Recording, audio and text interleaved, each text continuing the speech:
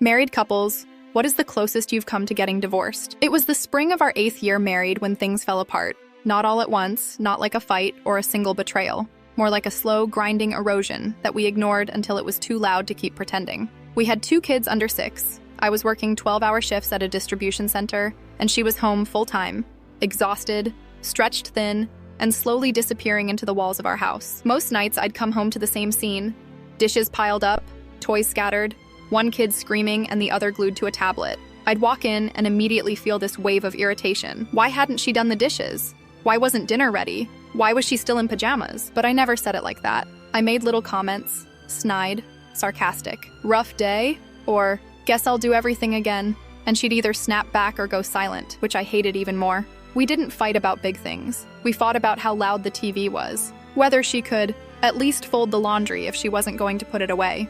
About how I always sighed when she talked. About how she always looked at me like I was one more chore on her list. It got worse after the new year. We were passing each other in the house like strangers. I slept on the couch half the time. We still did birthdays and school drop-offs and grocery lists, but something had broken. I stopped texting her from work unless it was about the kids. She stopped saying goodnight. Then one Saturday in March, I came home from a mandatory training shift and found her in the kitchen with her keys in her hand and a duffel bag on the floor. "I'm going to my sister's for the weekend," she said. With the kids, that part didn't hurt. What did was what she said next. "I can't keep resenting you for not saving me from this life I didn't even ask for." She was crying, not angry, just tired. I sat down at the table and stared at the floor. She left. I didn't stop her. That night, I did something I hadn't done in years. I opened our wedding album, just sat there flipping through the pages, staring at our stupid grins, and the way her hand curled into my arm like it was home. I remembered what it felt like to hold her then. How excited I used to be just to hear her car in the driveway. Sunday night, she called, said the kids were asleep, asked if I was okay. I told her no.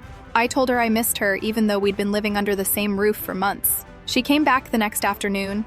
We didn't fix it with a hug or an apology. We fixed it by sitting at the kitchen table with the kids upstairs and just saying every quiet thing we'd been swallowing for too long. She told me she felt invisible.